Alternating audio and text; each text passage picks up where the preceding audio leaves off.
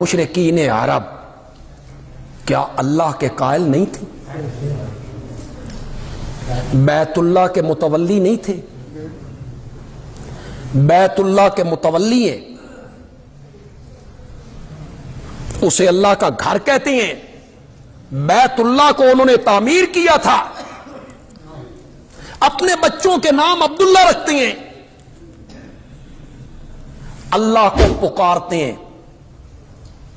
سورۃ انفال میں نہیں ہے جب بدر کی طرف نکلنے لگے تو کیا کہتے ہیں؟ اللہم، کون کہہ رہے ہیں؟ مشرکین مکہ۔ اللہم ان کان ھذا ھو الحق من عندک فامطر علینا حجارۃ من السماء او ائتنا بعذاب علیم۔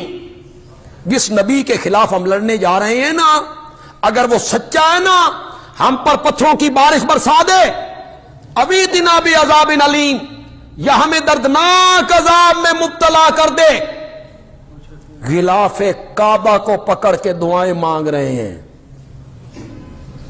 اللہ کی تقدیر نے بھی کہا کہ آؤ صحیح، تمہیں منہ مانگی موت دیں گے آج۔ وہ جو کہہ رہے ہیں ابھی اتنا بے عذاب علیم، اللہ کو پکار نہیں۔ اللہم، ہماری حدیث کی کتاب ہے مسلم،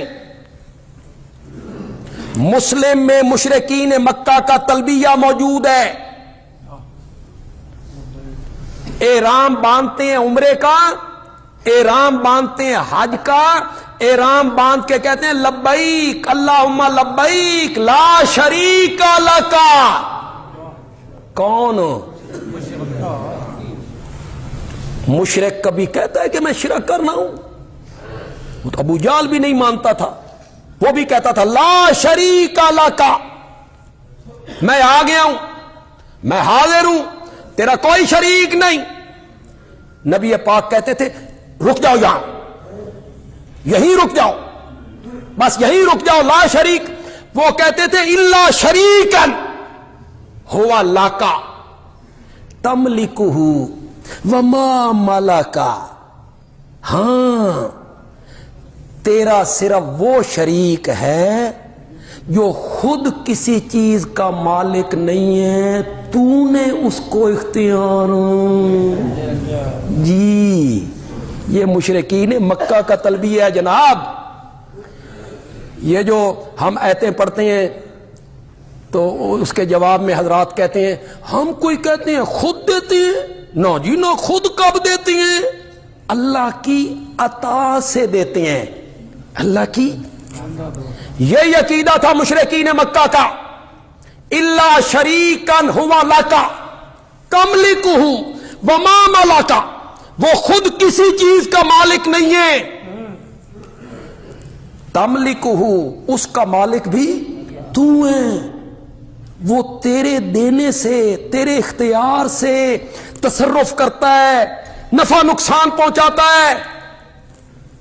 اللہ کو پکارتے ہیں، لا شریک لک کہتے ہیں۔ شرک کیا تھا وہ سورت یونس کی آیت نمبر 18 میں بیان، وہ سورت زمر کی آیت نمبر 2 میں بیان۔ میں آیت پڑھ دیتا ہوں، ترجمہ آپ کر دیں۔ وَيَعْبُدُونَ مِن دُونِ اللَّهِ،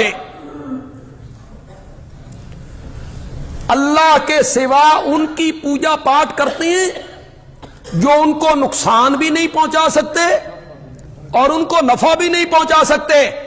یہ پوجا پاٹ پہ تھوڑی سی بات ہو جائے۔ کوئی بندہ کہے بھائی ہم تو عبادت نہیں کرتے، تو یہاں تو عبادت کی بات ہے، بولیے یہ سجدہ کرنا کیا ہے؟ سجدہ عبادت نہیں ہے؟ نظر و نیاز دینا کیا ہے؟ عبادت ہے۔ اس نظریے سے پکارنا کہ جس کو میں پکار رہا ہوں میں اس کو نہیں دیکھ رہا اور وہ مجھے دیکھ رہا ہے، اور بغیر کسی وسائل، اسباب، ذرائع کے وہ میری پکار کو سنتا ہے، کیا یہ پکار عبادت نہیں ہے؟ میرے آقا نے نہیں کہا دعا ہوا العبادہ، پکارنا ہی عبادت ہے۔ تو اب پوجا پاٹ کا کیا معنی کریں گے؟ ان کے سجدے کیوں کرتے ہو؟ اب میں نہ یوں کر لیں گے، ان کی پوجا پاٹ کیوں کرتے ہو، ان کے سجدے کیوں کرتے ہو، انہیں مصائب میں کیوں پکارتے ہو، انہیں ان کے نام کی نظر و نیاز کیوں دیتے ہو؟ اب میں نے یہ ہوگا وَيَعْبُدُونَ مِن دُونِ اللَّهِ، اللہ کے سوا ان کے سجدے کرتے ہیں، اللہ کے سوا ان کی پکاریں کرتے ہیں، اللہ کے سوا ان کے نام کی نظر و نیاز دیتے ہیں جو ان کو نفع بھی نہیں پہنچا سکتے اور نقصان بھی نہیں دے سکتے۔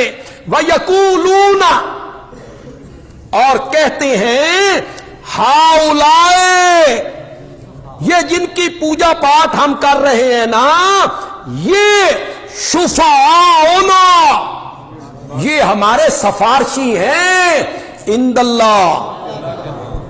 یہ قرآن نے مشرکین مکہ کا شرک ذکر کیا ہے، سورۃ یونس کی آیت نمبر 18 میں، پھر سورۃ زمر کی آیت نمبر 2 میں ذکر کیا۔ اس کا ترجمہ آپ کر لیں، ما نعبدہم الا لیقربونا، یہ تو بالکل ہمارے معاشرے پہ فٹ آئے گی، لفظ بھی کیسے بولے قرآن نے، ما نعبدہم الا لیقربونا الی اللہ،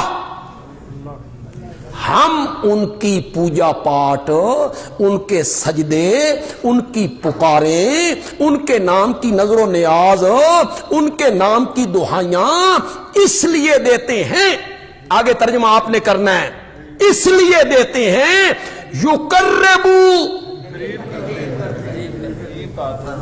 یقربونا، کہ وہ ہمیں قریب کر دیتے ہیں الی اللہ، جی ساڈی سندا نہیں تے انہاں دی۔ یہ شرک تھا مشرکین مکہ کا، اسے قرآن نے ذکر کیا، 2 جگہوں پہ قرآن نے اس کو ذکر کیا کہ یہ ہمیں اللہ کے کیا کر دیتے ہیں، قریب کر دیتے ہیں۔ اللہ نے کہا اکثر لوگ اللہ کو ماننے کے باوجود مشرک ہیں، یعنی اللہ کو مانتے ہیں اس کے باوجود وہ کیا کرتے ہیں،